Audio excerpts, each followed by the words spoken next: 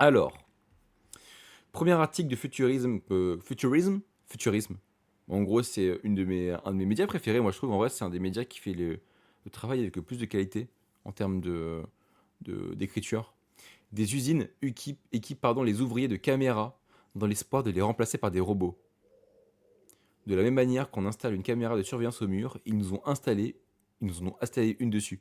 Et on voit cette photo d'une personne qui a littéralement une caméra sur le front. Quel enfer! Quel enfer! Aujourd'hui, dans les pays du Sud, les ouvriers des ateliers clandestins sont contraints d'effectuer une double tâche. Alors clandestin, je sais pas pourquoi ils mettent ça. Clandestin, je pense que c'est la mauvaise traduction, mais c'est pas grave. Ils d'effectuer une double tâche, coudre des vêtements et entraîner des robots à se mettre complètement au chômage. Pour se mettre complètement au chômage. Un article du Guardian révèle que cette pratique émergente se répand dans les usines du monde entier. Près de Delhi, Lalita, une ouvrière du textile de 32 ans, explique que son usine exige désormais que tous ses employés portent une caméra GoPro sur la tête au début de chaque poste. Au début, on trouvait ça drôle, à cause de nos têtes avec ses casques, a confié Lalita au Guardian. Mais à mesure que les caméras ont commencé à envahir l'atelier, les employés sont devenus plus méfiants, craignant que le patron n'enregistre chacune de leurs paroles, explique-t-elle, ce qui a engendré un environnement de travail beaucoup plus silencieux et angoissé. De la même manière qu'on installe une caméra de surveillance au mur, ils en ont installé une sur nous, a-t-elle ajouté. Mais quel enfer! Quel enfer! Près de Delhi. Du coup, si jamais vous achetez en Inde, du coup, il y a potentiellement ces pratiques-là. Là. Alors que leurs supérieurs enregistraient des téraoctets d'images les concernant, les ouvriers confirment qu'on ne leur a jamais expliqué la véritable utilité de ces caméras. Si elles avaient pour effet secondaire de maintenir la discipline en instaurant un climat de peur et de concentration, leur véritable but était de collecter des données pour entraîner des robots humanoïdes. Quel enfer. Mais quel enfer. C'est une catastrophe. J'espère qu'on verra jamais ça arriver dans notre pays. Hein. Tu vois, il faut des lois. Il faut des lois pour aller gérer tout ça parce qu'on on voit bien les dérives qu'il y a là actuellement. Là. Mais pardon, on est d'accord. Hein. Si les robots prennent leur place, on peut imaginer qu'ils continuent à garder leur salaire. Utopie. Bah, c'est ce que moi c'est ce que j'espérais. Mais bon, je pense que ça n'arrivera jamais parce qu'en fait, l'IA est utilisée comme un outil de domination malheureusement. L'entraînement des robots humanoïdes repose sur l'alimentation d'un modèle d'IA vision langage action à l'aide de milliers d'heures d'enregistrement d'humains effectuant des tâches. Après avoir assimilé toutes ces données, ce réseau neuronal apprend à prédire et à imiter la séquence de mouvements corporels et de position des mains nécessaires pour atteindre un résultat précis, comme coudre des boutons sur une veste, qui peut ensuite reproduire dans le monde réel. Oh.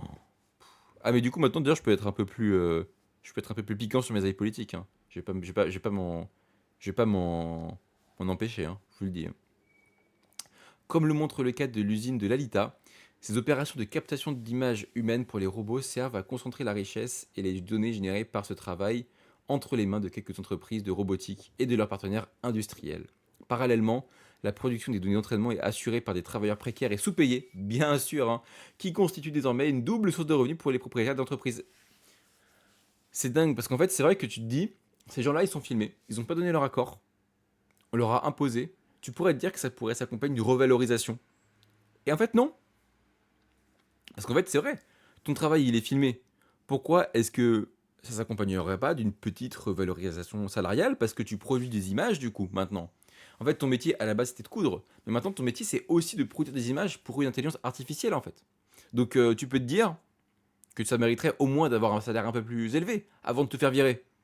Mais non. Mais non, mais non, mais non. Ah, écoutez, on vit dans un monde qui est magnifique, j'ai envie de dire.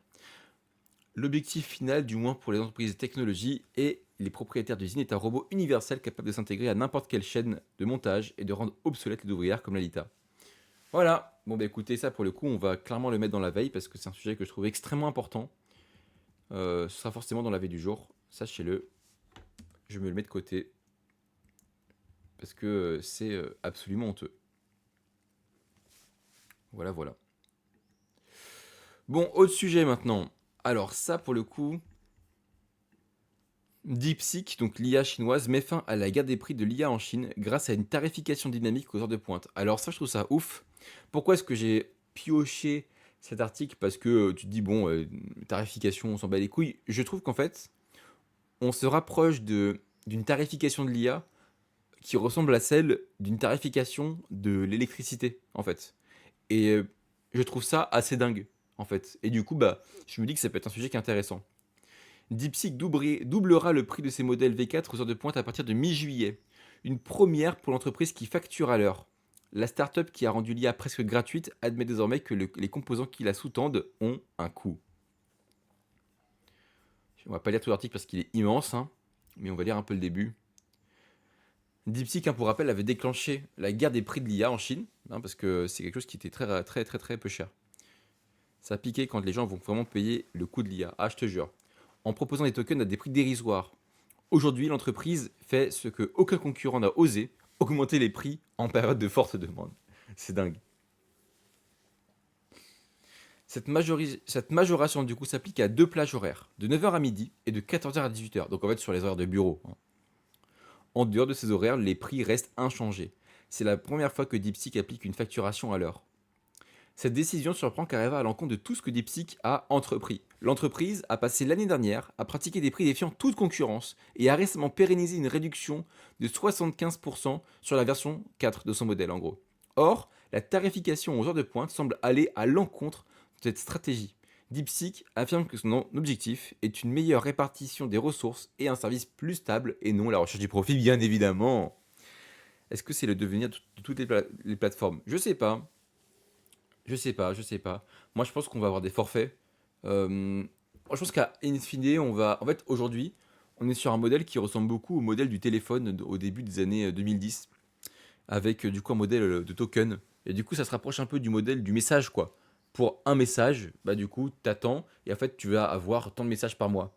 Moi, je pense qu'un jour, il y a un acteur qui va rentrer dans le domaine et qui va plutôt calculer ça en gigas, par exemple, de calcul, en watts de calcul, et du coup peut-être que toi tu vas avoir, on va dire, plutôt une facture qui va se compter en prix de calcul, vous voyez, et plus en commande. Je pense, moi, c'est l'avenir, c'est ça en vrai. Mais là, en gros, parce que ça permet d'avoir une tarification plus lisible, et vu qu'on est au début, ils font comme le téléphone, et je pense que ce qui va se passer, c'est exactement comme le téléphone. Aujourd'hui, tu as une tarification aux jetons. Ces jetons vont finir par disparaître pour être tarifiés, je pense, à un forfait, ouais, sur la donnée que tu vas utiliser, quoi. En gros. Ici, du coup, peut-être l'électricité que tu utilises, en fait. Et ce qui est marrant, c'est que du coup, là, on va déjà vers un modèle un peu sur l'électricité, puisqu'en fait, on voit que DeepSeek euh, adapte son prix du jeton, quoi. Les sommes sont faibles en valeur absolue, mais leur évolution d'ailleurs elle est significative. Pour le modèle phare DeepSeek VK Pro, le coût du jeton passe de 6 à 12 yuan par million aux heures de pointe, soit environ 85 dollars à 1,70 $. Le coût d'entrée double également. Le modèle plus léger DeepSeek V4 Flash suit la même tendance avec un coût de sortie passant de 2 à 4 yuan par million de jetons. En dehors des heures de pointe, le coût reste inchangé. Les nouveaux tarifs entreront en vigueur lors du lancement de la version complète de V4 prévue pour mi-juillet.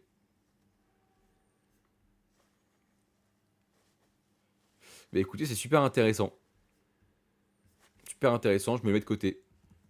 Parce que ça pourrait être un sujet, moi, que je peux développer aussi de mon côté. Hop. Un peu capitaliste ce move. Mais les Chinois ne sont pas capitalistes, non?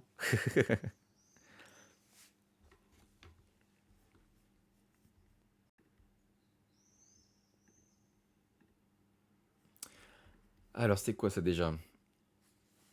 Selon un rapport de l'ONU, les décideurs politiques peinent à suivre le rythme du développement de l'IA. Alors ça m'intéresse aussi. Un groupe scientifique indépendant des Nations Unies sur l'IA a publié son premier rapport. Le développement de l'IA progresse à un rythme si rapide que les systèmes de gouvernance actuels peinent à suivre, indique le rapport préliminaire du groupe scientifique international indépendant des Nations Unies sur l'intelligence artificielle. Intéressant, intéressant. Ce groupe, composé des membres du monde entier, fournira les informations nécessaires à la tenue du dialogue mondial des Nations Unies sur la gouvernance de l'IA.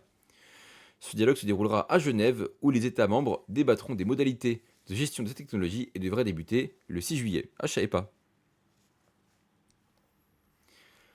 Dans son rapport, le groupe d'experts analyse la rapidité de l'évolution des capacités de l'IA ces dernières années. Il apparaît que la complexité des tâches que les modèles d'IA peuvent accomplir double tous les quelques mois. Le rapport reconnaît que l'IA présente d'immenses avantages pour l'humanité, notamment en accélérant la découverte de médicaments et le développement de vaccins, et en contribuant de manière significative à la recherche sur la résistance aux antibiotiques. Les médecins peuvent également utiliser les systèmes d'IA pour le dépistage précoce des maladies telles que le cancer du sein, bref, tout ça scientifique. Mais le rapport détaille également les nouveaux types de préjudices que les systèmes d'IA ont engendrés et peuvent engendrer. L'IA est utilisée pour générer et diffuser des deepfakes à caractère sexuel explicite, notamment des images pédopornographiques mettant en scène de vraies personnes. La Californie a ouvert une enquête sur Google, sur Grok, machin, etc. Donc ça, pour le coup, on connaît. Ah, et là, on arrive sur le sujet qui m'intéresse. Le groupe d'experts de l'ONU explique que les décideurs politiques peinent à suivre le rythme du développement de l'IA, car les systèmes de gouvernance actuels ne sont pas adaptés à des technologies qui évoluent aussi rapidement. En règle générale, les autorités ont besoin de données scientifiques avant d'adopter des réglementations. Mais le temps que l'on comprenne mieux la technologie, les systèmes d'IA ont souvent déjà évolué. Le rapport conclut qu'une évaluation indépendante renforcée, une coopération internationale accrue et des normes communes sont nécessaires pour garantir la sécurité, la transparence et la responsabilité des systèmes d'IA, écrit le groupe d'experts. Sans garde-fou adéquate, les technologies d'IA pourraient aggraver les inégalités, propager la désinformation, menacer les droits humains, etc. etc. Et surtout, en plus, rapport final, le rapport souligne que l'accès au système d'IA est fortement concentré dans les pays développés et que la plupart de ces systèmes sont développés aux USA et en Chine. La plupart des pays en développement ne disposent pas des infrastructures et de l'expertise nécessaires pour tirer pleinement parti de l'IA. Le défi indique que le groupe d'experts consiste à trouver un moyen de libérer le potentiel considérable de l'IA tout en prévenant ses risques croissants. Et du coup, faisant en sorte que tous les pays puissent y avoir accès parce qu'aujourd'hui, du coup, il y a une forme d'inégalité. Ouais, c'est intéressant. Je pensais que l'étude elle serait un peu plus développée que ça, qu'il y aurait des chiffres. Mais c'est vrai que du coup, c'est inquiétant de voir une technologie aussi importante se développer et de voir en fait qu'il y a aucun. En fait, elle se développe tellement vite que la politique elle n'arrivera jamais à être à jour parce que les politiques sont trop lents sur ces questions-là et en plus n'y connaissent rien. Donc bon. Ah oui, j'aimerais bien voir des démonstrations de l'utilisation de l'IA dans le cadre de lutte contre des souches bactériologiques résistantes. Bah écoute, je ne sais pas comment ça se passe, je t'avoue que moi je ne suis pas scientifique, mais peut-être que c'est le cas. Peut-être que c'est le cas. Alors, le premier groupe d'experts scientifiques internationaux de l'IA, du coup, je pense que c'est le même groupe, avertit que la fenêtre d'opportunité pour encadrer cette technologie se referme.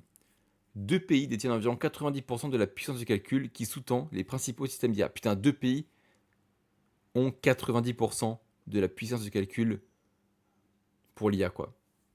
Et le panel estime que la possibilité d'établir des règles communes pourrait ne pas rester ouverte longtemps.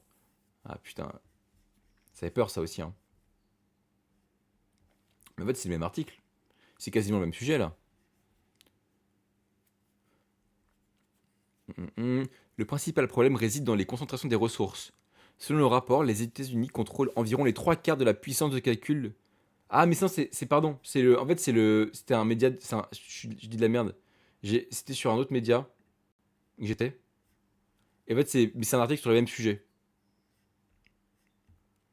Juste, ils ont pris un angle différent. C'est utile, Gad.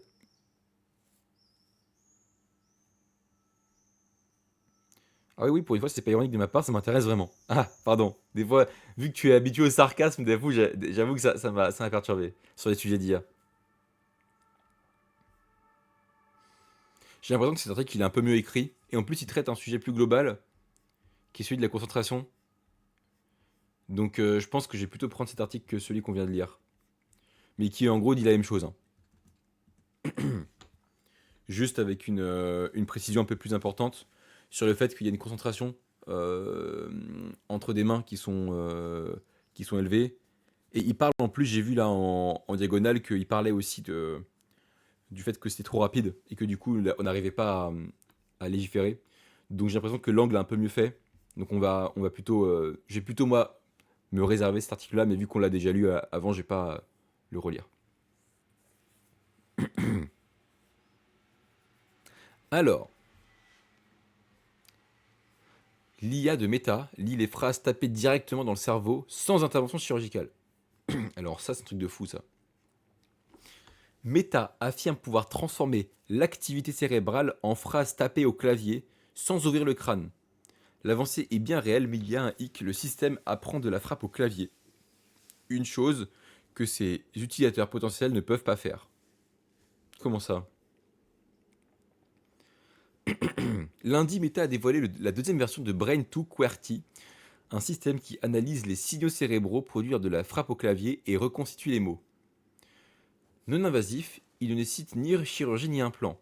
Un volontaire porte un scanner magnéto-encéphalographique, un appareil ressemblant à un casque qui capte les champs magnétiques émis par le cerveau, un processeur d'intelligence artificielle sur du reste.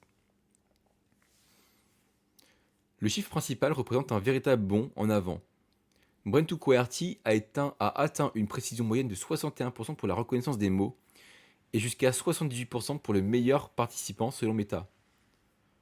Putain, c'est ouf, hein. Putain, c'est ouf, hein. Ah, y'a Roro. Salut, Roro. Est-ce que tu es la Roro qui est venue sur le stream? Oui, c'est bien elle. Incroyable, ça me paraît fantastique. Ouais, de ouf. Utilisateur potentiel, personne en situation de handicap, je pense. Ah, clairement. Clairement. Pour y parvenir, Meta a entraîné le système sur environ 22 000 phrases saisies par 9 volontaires, chacun portant le scanner pendant une dizaine d'heures.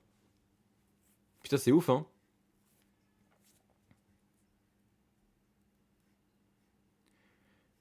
Viennent ensuite les réserves, et elles sont importantes. Le système est loin d'être un produit commercialisable. Le scanner MEG occupe une pièce entière, coûte une fortune et à sa place à l'hôpital, pas à domicile. Ouais. En fait, il faudrait avoir un... Bah, en fait, c'est comme les infrastructures IA, il faudrait un truc qui fonctionne avec Internet, quoi. De plus, il ne peut pas fonctionner en temps réel. Ah, putain.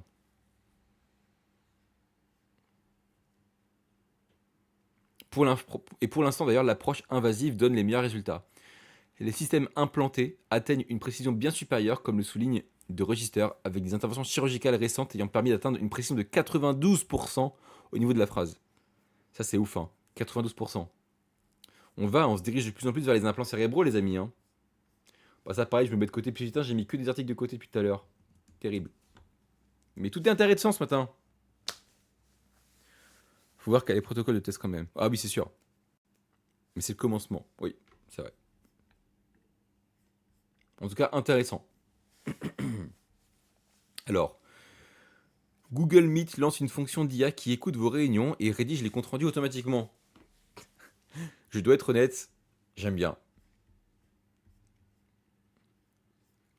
L'arrivée de cette fonctionnalité qui à coup sûr va bien être appréciée ne va trouver outre mesure les utilisateurs puisque celle-ci va habilement s'intégrer à l'interface de Google Meet. L'outil va ainsi de façon autonome écouter toute la conversation et transformer l'ensemble des interactions qui parfois se chevauchent sur un texte lisible et concret en fin de session.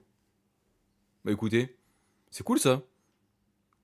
On peut revenir à un monde sans IA. En plus ce matin on parle que de ça, hein, pour le coup, pour le moment, mais bon. Qu'on se rassure, Gemini ne va pas écouter les conves sans vous dire ou plutôt sans vous le notifier. Ok.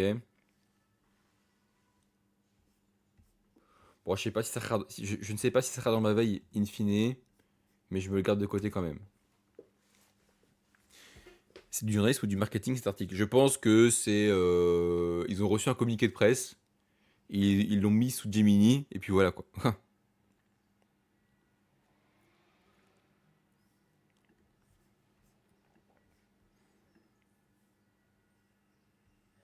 On dirait un article sponsor, ouais. Mais ils le font pas, je pense que c'est juste en fait. En fait, c'est un média qui est très B2B, c'est avec le digital, donc je pense qu'ils ont fait ça de manière classique quoi. Les voleurs raffolent de tous ces nouveaux projets de centres de données. C'est quoi cette histoire? La construction d'un centre de données mobilise des ressources et des sommes d'argent considérables.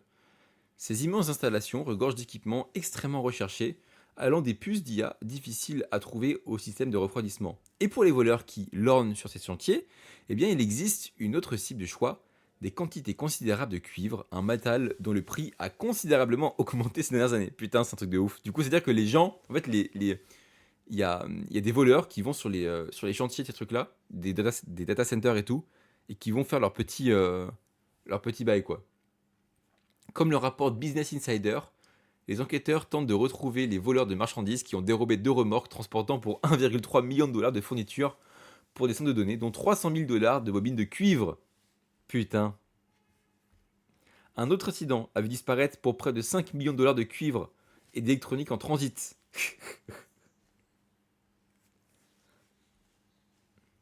Eh ben, en vrai, c'est marrant comme article. C'est marrant comme article, mais ça reste quand même. Bon, je me le mets de côté aussi parce qu'en vrai, c'est marrant. Mais je sais pas si in fine je vais le garder. Parce que c'est vraiment un peu en dehors de mon scope. Mais si jamais. Bon, il y a peu de chance, hein, mais si jamais je vois que j'ai pas trop d'articles, en fait, je pourrais le mettre parce que je trouve que c'est un fait divers un peu marrant. De voir en fait qu'il y a une que ce marché-là alimente une forme de banditisme, quoi.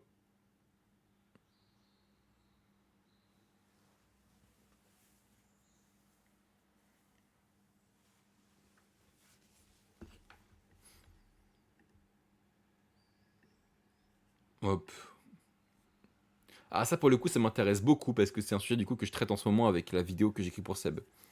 Tung Tung Saor, donc le personnage qui est un Italien Brainrot, hein, est au centre d'une étrange bataille pour la garde fédérale concernant des personnages atteints. Bon, ça c'est pour les Italiens Brainrot, quoi. Pour les Italiens Brainrot, pardon. Je galère à parler. Tung Tung Tung Saor, l'un des personnages les plus aberrants d'Internet, est désormais au cœur d'une bataille juridique concernant le contrôle des personnages de même Viro. Ce projet oppose Spider Games LLC et Speedy Simulator Gaming LLC, les sociétés à l'origine du jeu à succès, style Brainrot. Ah, Momentum Labs. Ah oui, mais ça pour le coup, je connais déjà l'histoire. Mais je l'ai même traité déjà, hein. Et Momentum Labs, une société française qui affirme représenter les créateurs de certains des personnages de Brainrot les plus populaires en ligne. Hein? C'est français Momentum Labs? Dans les documents déposés auprès du tribunal, Mememtum affirme que Tung Tung Sahur a été créé par le créateur de contenu indonésien Noxa, qui s'est inspiré de la tradition du ramadan consistant à se réveiller pour le sahur. Ok. Le différend a commencé après que Mememtum a envoyé au propriétaire de Steel Brainrot, donc c'est un jeu, une lettre de mise en demeure en septembre 2025, revendiquant des droits de propriété intellectuelle sur Tung Tung Sahur et affirmant que le personnage devait être retiré du jeu.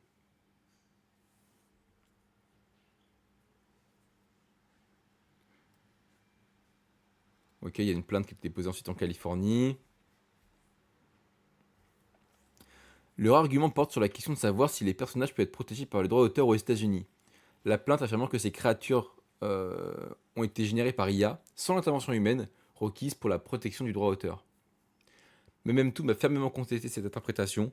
Dans ses propres documents, la société affirme que Noxa est un autre créateur, et un autre créateur, pardon, Breno, ont utilisé un processus artistique complexe pour créer les noms, les histoires et tout. Ah putain. Et du coup, il y a toute cette question de savoir si ça peut être déposé ou pas, quoi. Putain. Bon, bah, après, ça revient un peu sur ce que j'avais déjà écrit dans la vidéo de Seb. Mais en clair, l'affaire s'apparente à une véritable bataille pour la garde au niveau fédéral, portant sur la question de savoir qui peut revendiquer le contrôle d'un personnage s'il est généré par IA. Ça, pour le coup, personne ne le sait encore. Donc, en vrai, c'est super intéressant pour le coup. Je vais mettre dans ma veille parce que c'est un article qui résume bien l'affaire. Mais c'est vrai que normalement, la loi européenne empêche de générer, de déposer des personnages qui sont générés par IA. Normalement, c'est absolument impossible. Donc bon.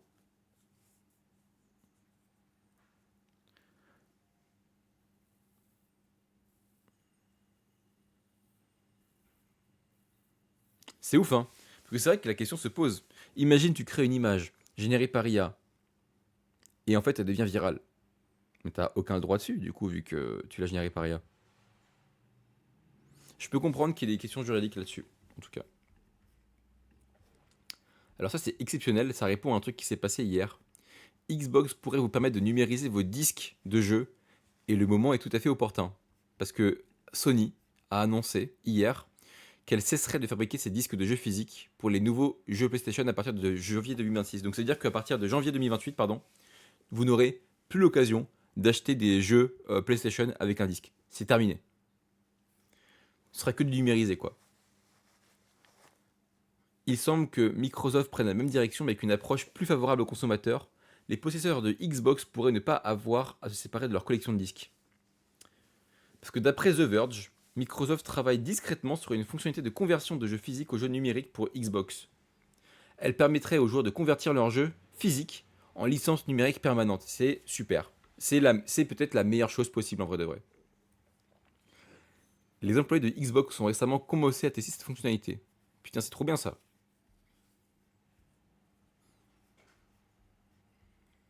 C'est trop bien.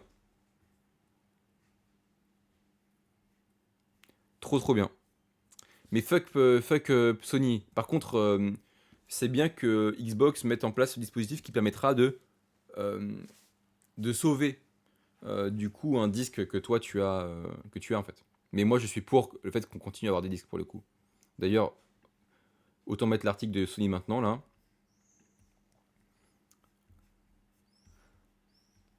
Sony cessera de fabriquer des disques de jeux PlayStation physiques en janvier 2028. Les téléchargements numériques ont représenté 85% des ventes de jeux complets au cours du dernier trimestre. Et le plus gros jeu de 2026 sera distribué sans disque. C'est GTA 6 dont il parle. C'est terrible, hein. J'avais pas de chiffre en tête, hein. 85% des ventes de jeux complets sur PS4 et PS5 sont numériques. C'est ouf, hein. C'est ouf. Ça, pour le coup, ça va un peu avec la même news. Du coup, j'essaierai de faire une news un peu conjointe, je pense, sur la veille. Parce que c'est des news qui se complètent, en fait, pour le coup. Je suis révolté. On va continuer à acheter de simples droits de jouer et on ne sera plus détentrice du jeu. Et effectivement, et ça, malheureusement, j'ai l'impression qu'on se dirige petit à petit dans un monde où c'est normalisé tout ça. Et c'est bien triste, malheureusement. Alors, est-ce que cet article va être payant ou pas? Parce que 404 médias, ils font des super articles, mais c'est payant, généralement. Et là, c'est pas payant. Ok.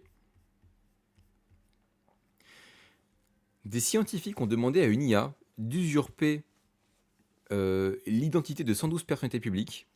La suite est un avertissement alarmant. Des chatbots d'IA, incités à imiter des personnalités publiques, ont produit des réponses que les gens ont perçues comme plus authentiques et cohérentes et pertinentes que les réponses réelles. Hein? Une conclusion qui souligne un besoin urgent d'informer le grand public des dommages potentiels que cela peut avoir. Ces recherches viennent s'ajouter à un ensemble croissant de preuves concernant les effets de l'IA sur la politique, notamment des études sur la capacité de l'IA à potentiellement influencer les élections. Pour étudier le mimétisme politique des chatbots, des chercheurs ont demandé à ChatGPT-4 Turbo d'imiter 112 personnalités publiques durant la période précédant les élections de 2024 au Royaume-Uni. Le chatbot a été entraîné sur l'émission Question Time, une émission télévisée de longue date diffusée sur BBC One, où les, où les personnalités publiques sont interrogées par le public, tout simplement. Il en a résulté un ensemble de données de 112 intervenants, composés de politiciens, de chefs d'entreprise, de journalistes, d'experts médicaux, d'écrivains et d'autres membres connus de la société britannique selon l'étude. Après quelques indications supplémentaires à l'aide de biographies Wikipédia, qui ont également permis de filtrer si les individus étaient des personnalités publiques ou non, l'IA a été chargée de générer des réponses aux questions du public lors de l'émission Question Time. L'équipe a ensuite recruté un échantillon. Bon, ça c'est machin. Ok. L'équipe a ensuite recruté un échantillon représentatif de 848 participants afin d'évaluer les réponses fournies par les intervenants de l'émission, en les comparant à celles des grands modèles. Les résultats montrent clairement que le contenu généré par IA est imité par les intervenants et jugé plus authentique, cohérent et pertinent que les réponses réelles au débat. C'est dingue. Et peut donc être utilisé pour tromper le public quant à la nature des déclarations dans le domaine politique. C'est dingue. Mais est-ce que ça veut pas surtout dire, tu vois, l'IA qui imite Elisabeth Borne, qui elle-même imite ChatGPT, IAception, est-ce que ça veut pas dire justement que la communication politique est plus la merde, en fait? Et qu'en fait, ils sont tellement euh, dans une forme de langue de bois constante qu'en fait, pour l'IA, c'est ultra simple de paraître plus authentique qu'un humain. Est-ce que, est-ce que ça montre pas tout le problème du fait que les politiques, en fait, soient plus authentiques, en fait, tout simplement? Putain, c'est ouf. C'est ouf, hein. Ah, c'est dingue. C'est dinguissime, cet article. Il est dinguissime. Je le garde de côté aussi. Ça fait beaucoup de garde d'âge de côté, là. Mais c'est pas grave. C'est pas grave. On veut une veille qui est complète et exceptionnelle. Bon bah écoutez, on en apprend des choses. La nouvelle politique de Cloudflare incite les entreprises d'IA à rémunérer les éditeurs pour leur contenu. Ok. À compter du 15 septembre 2026, les paramètres par défaut de Cloudflare bloqueront l'accès des robots d'exploration aux pages contenant des publicités. Cela signifie que les robots d'exploration qui combinent recherche, utilisation d'agents et entraînement seront bloqués par défaut sur ces sites, sauf si le propriétaire du site modifie les paramètres. Ces modifications de paramètres par défaut s'appliqueront aux nouveaux clients Cloudflare. Ah, en gros, si ton site il y a de la pub dessus, par défaut, si tu es hébergé chez Cloudflare, parce que Cloudflare, pour rappel, c'est un hébergeur de site web en gros, et bah, du coup, par défaut, les IA pourront pas aller dessus pour choper tes articles.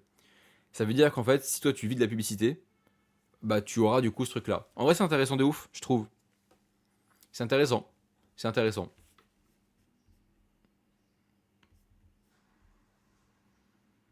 C'est intéressant comme sujet, je trouve. Pareil, je le mets de côté. Putain, j'ai quasiment rien enlevé là depuis tout à l'heure. La longueur de la veille du jour, je pense qu'elle va être terrible.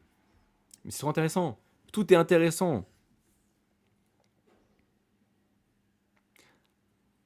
Alors, il me faudrait dire quand les politiques étaient authentiques. C'est vrai que ça n'a peut-être jamais existé. Ça n'a peut-être jamais existé. Alors, celui-là, je pense qu'on va pas le mettre justement parce que c'est un peu trop. Ouais, c'est Palantir. Palantir a un nouvel ennemi, la façon dont la plupart des acteurs de l'IA gagnent de l'argent. Son manifeste en 9 points enjoint les institutions à préserver leurs données, à maîtriser la pondération de leurs modèles et à cesser de surexploiter les jetons. Il s'agit d'un discours déguisé en principe. En gros, ils sont contre les jetons, un principe qui se retrouve à vendre Palantir. Il est important de rappeler ce que vend Palantir. Son activité consiste à déployer des logiciels et de plus en plus des modèles d'IA au sein même des infrastructures des clients. Ah oui, bah c'est ça en fait. C'est en gros, du coup, tu contrôles toi-même tes IA et du coup, bah, t'as pas besoin de token vu que c'est ton IA à toi. Bon, ok. C'est intéressant de voir qu'il y a ce double modèle-là qui est en train d'avoir un lieu, mais je pense que c'est un poil trop technique pour ça. Et puis là, on parle vraiment trop de Palantir. Après, c'est intéressant en vrai hein, de se dire qu'il y a deux modèles différents qui se battent en duel quand même. C'est marrant quand même. Je trouve que c'est intéressant parce que du coup, tu vois qu'il y a deux modèles types qui sont envisagés aujourd'hui par les géants de l'IA. Mais bon.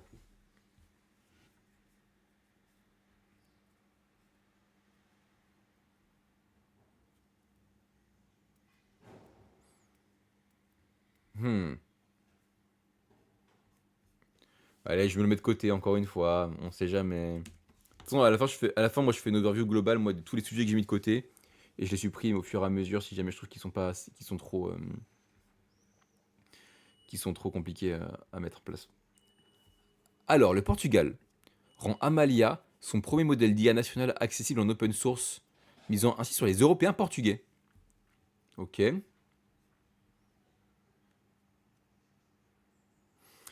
Un pays d'un peu plus de 10 millions d'habitants dispose désormais d'un modèle linguistique de grande envergure qui parle sa propre version de la langue. Le Portugal a lancé Amalia, son premier modèle d'IA national conçu spécialement pour le portugais européen. Bon, c'est mignon, mais c'est pas trop mon En fait, là pour le coup, on rentre dans des trucs genre. Moi, je suis pas portugais, quoi. Donc, je vais pas le prendre. Mais sujet intéressant. On voit que les Portugais sont aussi dans la course. C'est marrant, hein. J'aurais pas cru. J'arrive 2 secondes, je vais juste chercher mon eau. Vraiment juste 2 secondes, hein. Hop.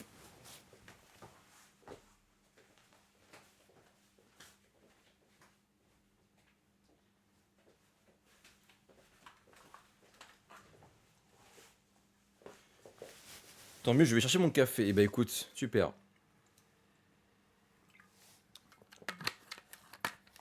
Hop là. T'as 4 viewers. On sent que c'est des nouvelles horaires et que là, je fais des trucs nouveaux et du coup, l'audience n'est pas habituée du tout à ce que je fais. D'ailleurs, j'ai envoyé un message à Mija, mais je crois pas qu'elle l'ait vu. Je crois pas qu'elle l'ait vu.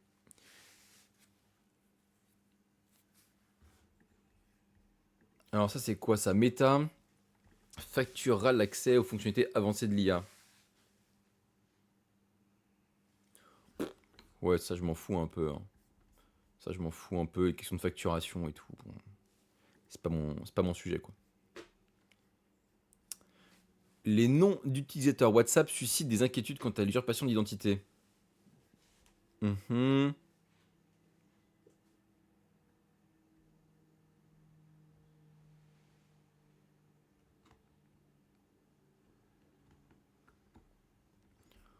Ouais, ça c'est un peu trop technique aussi. Usurpation d'identité, WhatsApp et tout, c'est un peu trop. C'est pas mon délire. Ah, ça pour le coup, c'est un truc que j'ai beaucoup vu passer. T'es aussi en concurrence frontale avec Alice Rage. Je sais pas qui c'est. On est sur la même. Est-ce qu'elle fait de la veille numérique? Parce qu'en soi, si les gens viennent pour de la veille numérique, je pense que je suis un peu le seul sur Internet à le faire. Ou je parle que de ça, quoi, ce matin. Puis elle a combien de viewers? Je sais pas du tout qui c'est. Alors, ça pour le coup, c'est un sujet que j'ai beaucoup vu revenir. Meta explore le secteur des infrastructures cloud. L'entreprise souhaite vendre l'accès à sa puissance de calcul en IA à des sources externes, y compris à ses concurrents. En fait, ça c'est un sujet qui est super intéressant parce qu'on voit que les modèles d'IA aujourd'hui, enfin beaucoup d'entreprises de la tech ont investi dans des infrastructures de data center et tout. Et en fait, ils remarquent que eux n'en ont pas tant besoin que ça parce que leur IA à eux, elle flop. Genre Meta IA, personne l'utilise en fait. C'est Meta AI, ça s'appelle. Personne l'utilise. Et du coup, ils sont en mode bon bah maintenant qu'on a investi là-dedans, autant louer notre espace de puissance en fait. Meta explorait, semble-t-il, une nouvelle façon de rentabiliser son investissement mondial initial dans l'infrastructure de données qu'elle avait prévu pour des futurs projets d'intelligence artificielle. Selon Bloomberg, Meta développe des projets pour une activité d'infrastructure cloud qui vendrait l'accès à la puissance de calcul et aux modèles d'IA et à d'autres fournisseurs, y compris aux concurrents de Meta dans la course à l'IA. Cela offrirait à Meta une nouvelle source de revenus, alors que l'entreprise doit faire face à des investissements de plus en plus coûteux dans l'IA et a déjà engagé des centaines de milliards de dollars dans le développement de l'IA au cours des 3 dernières années. Toutefois, cette décision pourrait également signaler effectivement les difficultés rencontrées par Meta pour générer des revenus grâce à son initiative en matière d'IA. Mais oui, l'entreprise a peut-être dépensé bien plus que prévu pour tenter de devenir le leader dans ce domaine. Et oui, parce que Meta ne sera plus leader nulle part, parce qu'ils sont trop ringards. Le mois dernier, XAI a annoncé une initiative similaire. Le projet d'IA de son propriétaire Elon Musk loue de la capacité de calcul à Google et à Anthropic. Le problème évident est que XAI a manifestement surinvesti dans le développement de son centre de données dédié à l'IA. Et oui, c'est trop drôle, je trouve. En fait, c'est un aveu. C'est un aveu de. C'est un tel aveu de. On a fait n'importe quoi.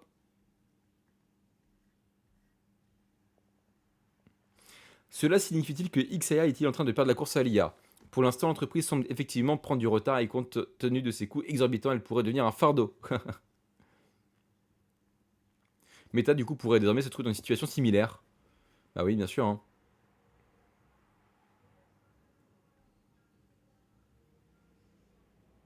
Selon CNBC, les premières œuvres du laboratoire d'IA avancé de Meta n'ont pas suscité un grand intérêt sur le marché. Ah, les pauvres. Ils ont un truc, ils savent pas quoi en faire. Salut Licia. Trop intéressant, j'aime trop ce sujet. Ils ont surinvesti, et bah écoutez, ciao, bonsoir. Ouais, ça m'intéresse moins, tout à l'heure je l'ai mis de côté. Une enquête révèle que les résumés pour IA des avis d'hôtel sur TripAdvisor minimisent les plaintes graves. Bon, une IA qui lise quoi.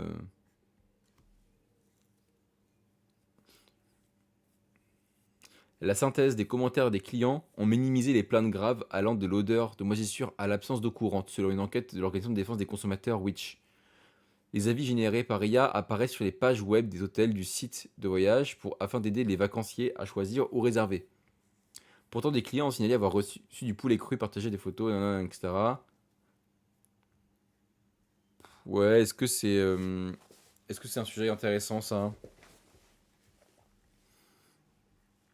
Je sais pas trop. En vrai, c'est intéressant parce que ça montre que les IA ont un biais tendanciel à privilégier que le positif, en gros. Donc c'est intéressant. Je me le mets de côté, mais encore une fois, pas sûr que ce soit un truc que je vais garder à la fin. De retour pour prochain mauvais tour. Qu'est-ce que j'aime Pokémon. Alors, qu'est-ce que c'est que ça? YouTube renoue avec l'esprit d'Instagram d'origine grâce à une mise à jour de publication photo. Mhm. Lorsque vous ouvrez l'application YouTube Shorts, vous ne vous attendez peut-être pas à voir beaucoup de publications photos. Mais YouTube souhaite rendre ces images fixes plus fréquentes. Une mise à jour de publication permettra d'y intégrer des extraits de musique pop sous licence. Ouais. Mais tu mets des photos sur Insta, quoi. Tu mets des photos sur YouTube avec des images, avec des musiques, quoi.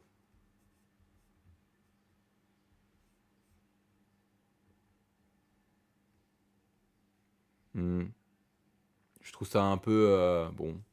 En gros, ils s'alignent sur TikTok, ils s'alignent sur tout ça. Oui, bon. Est-ce que c'est un sujet, ça? Franchement. En fait, c'est une nouvelle fonctionnalité, mais est-ce que c'est un sujet? Je crois pas. Franchement, je crois pas. Oh, pardon, j'ai éternué.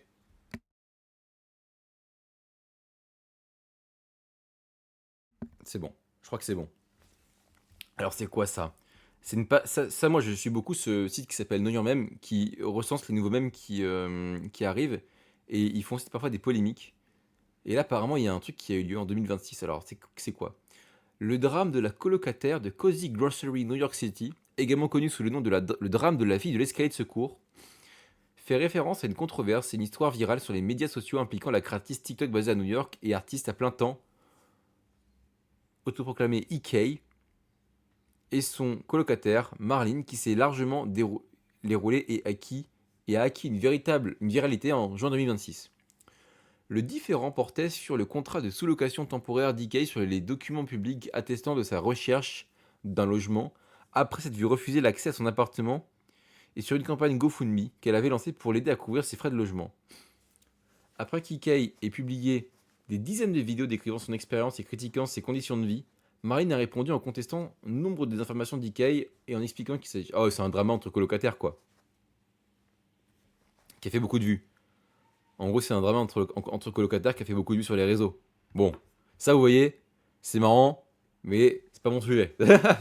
C'est pas mon sujet. Ah, attendez, y a pas une page qui s'est fermée en plus, là? J'ai l'impression que si. Si, c'est bien ce que je me suis dit, il y a une image qui s'était fermée. Ah bah c'était le même sujet que tout à l'heure avec Meta qui sous-loue ses serveurs. Bon. Une étude révèle que les humains communiqueront avec les fantômes de leurs morts, des IA conçus comme des réincarnations, et c'est plutôt macabre. Hein?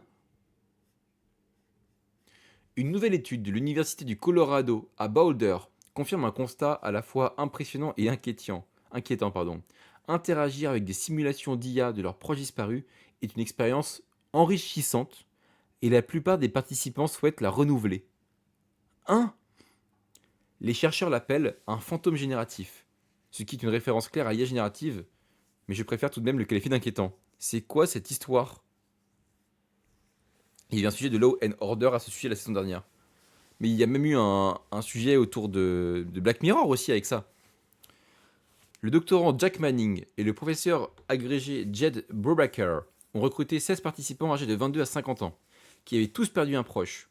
Au cours de séances Zoom individuelles, un deuxième chercheur utilisait discrètement un LLM pour construire un fantôme du défunt, à partir des détails fournis par le participant. Une réincarnation basée sur l'IA si vous voulez. Chaque participant a discuté avec deux versions du fantôme génératif. L'une qui parlait à la première personne et l'autre à la troisième personne. Les participants ont unanimement préféré la réincarnation à la première personne, ce qui, je l'avoue, est l'aspect que je trouve le plus troublant. Putain, mais c'est trop bizarre.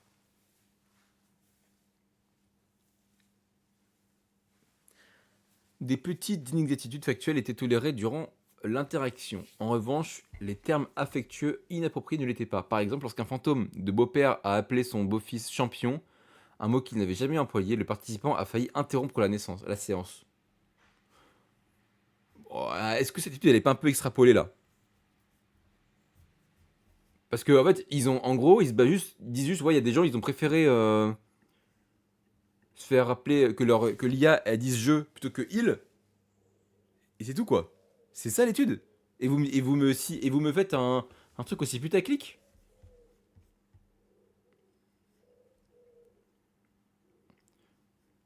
Il s'agit de la première étude sur l'expérience utilisateur concernant les fantômes d'IA. Bah c'est nul. C'est une étude sur l'expérience utilisateur quoi. Mais en fait, ça permet pas du tout de dire que les gens ils ont kiffé en fait. Bah, franchement, c'est un peu bon.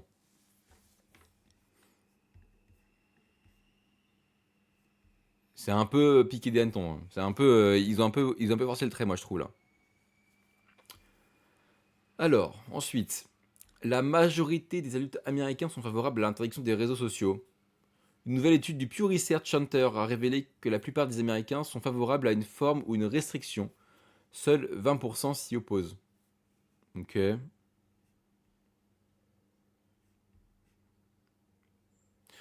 60% des personnes interrogées se sont déclarées favorables à des restrictions sur l'utilisation des réseaux par les adolescents, tandis que seulement un cinquième des répondants s'opposaient catégoriquement à des interdictions pour les jeunes. Ouais, bon, écoutez. C'est intéressant, mais bon, avoir l'avis des Américains là-dessus, est-ce que ça m'intéresse? Est-ce que c'est vraiment intéressant, en vrai? D'avoir l'avis de la population sur ce sujet? Je suis pas sûr. En fait, je vais faire un comparatif osé. Mais quand la peine de mort a été, quand l'arrêt de la peine de mort a été annoncé, les gens étaient globalement pour la peine de mort encore. Donc bon, savoir que des gens sont pour pour une loi qui moi je trouve est ridicule, j'ai envie de dire, ça m'en fait, enfin c'est très bien, ça va aider les démagos quoi, mais c'est tout quoi.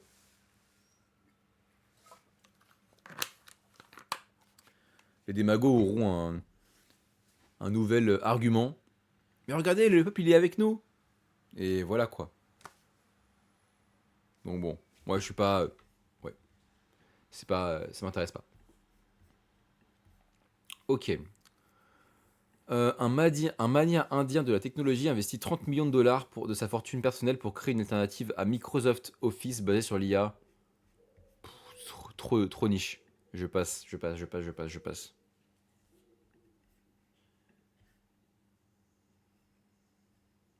Ah, très intéressant ça. L'administration Trump serait sur le point de conclure un accord de normes avec les géants de l'IA. On l'avait dit, maintenant les géants de l'IA veulent un cadre de régulation, parce qu'en fait ils sont stressés de se dire que Trump peut du jour au lendemain interdire leur modèle en fait. Comme je l'ai déjà décrit, s'il y a... pardon. D'après le Financial Times, dès la semaine prochaine, l'administration Trump et plusieurs grandes entreprises américaines de l'IA de pointe devraient annoncer un ensemble de normes pour les modèles d'IA de pointe, notamment en matière de cybersécurité. Ok. Moi je veux savoir, ok. Moi je veux savoir c'est quoi ces normes justement.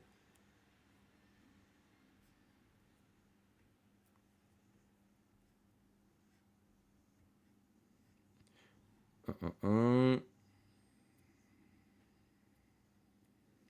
Si le processus d'évaluation comparative est effectivement classifié, le public ne saura pas à quelle norme d'intelligence artificielle à grande échelle est soumise. À quelle norme, pardon. L'IA sera soumise. Bah c'est super. On sait pas, il y aura des normes mais on va pas savoir c'est quoi. C'est nul.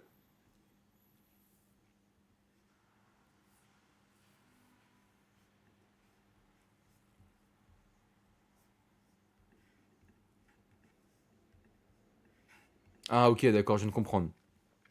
En gros, ils vont élaborer et maintenir un processus d'évaluation classifié afin d'évaluer les capacités avancées des modèles d'IA et et de déterminer le seuil à partir duquel une IA devrait être désignée comme un modèle de frontière couverte. Je sais pas ce que ça veut dire. en partageant ces évaluations avec les développeurs et les recherches et les chercheurs en IA. Ouais, en gros, ce qu'ils vont faire, d'après ce que j'ai compris, c'est qu'ils vont créer des normes avec le gouvernement américain, que les IA vont s'auto-évaluer et qu'ils vont partager ces auto-évaluations avec le gouvernement américain. Et qu'en fait, du coup, ça donnera des conclusions en mode, bah là, vous voyez, on peut pas la rendre opérationnelle, cette IA.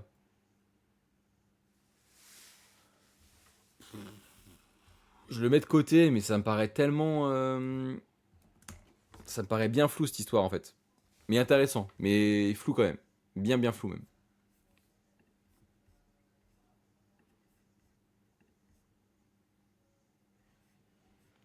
Alors, ce qui s'est passé lors de cette réunion de puissants... Relicia.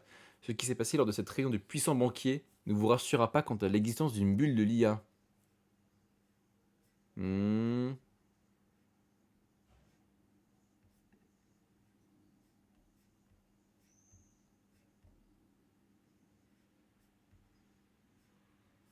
Bon, ils ont discuté, quoi. Bon, écoute, ça m'intéresse pas, les banquiers et tout, Osef. Ah, ça m'intéresse. Il va y avoir un nouveau film issu d'une légende d'internet qui s'appelle Siren Head. C'est ce monstre-là. Peut-être que vous le connaissez. C'est un monstre qui est souvent utilisé dans des vidéos d'horreur d'internet en fait.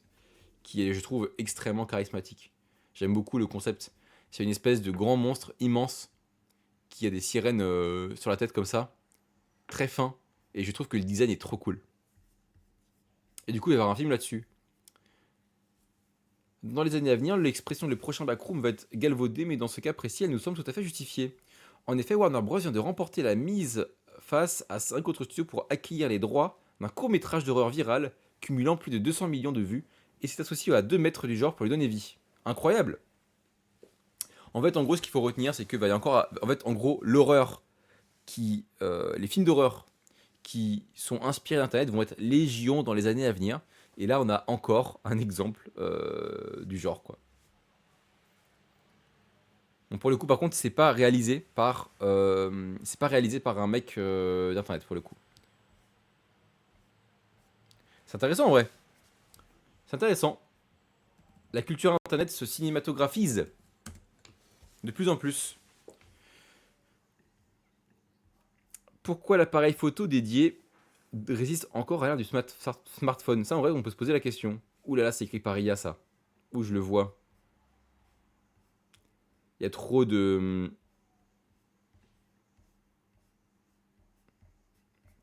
Oh, j'ai un peu la flemme de lire en fait, pour être honnête. Ok. Mais il y a déjà eu un film Backroom cette année. Ouais. Oui, oui, attends. Le nouveau Backroom, ça veut pas dire c'est un nouveau film Backroom. C'est, en gros, c'est comme dire le nouveau film du genre de Backroom, tu vois. C'est-à-dire, en gros, c'est un nouveau film où on va prendre une tendance internet et on va en faire un film d'horreur. En gros. En gros, c'est ça le concept. C'est ça que je veux dire. C'est ça que je pense que ça qui est entendu par là. C'est comme tu dirais le nouvel Oppenheimer. Il n'y aura pas de Oppenheimer 2. Mais c'est genre en mode, c'est le nouveau film du genre de ce truc-là, tu vois.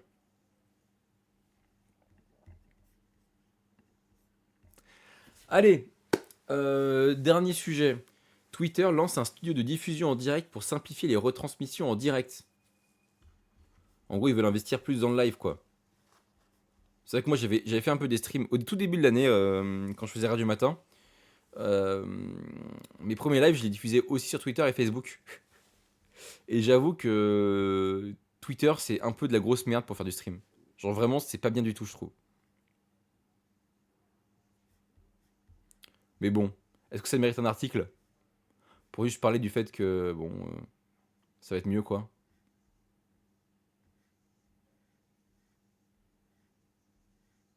Attends, il y a un autre truc là? Non, non.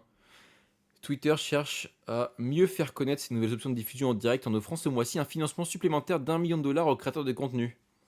Ah ouais?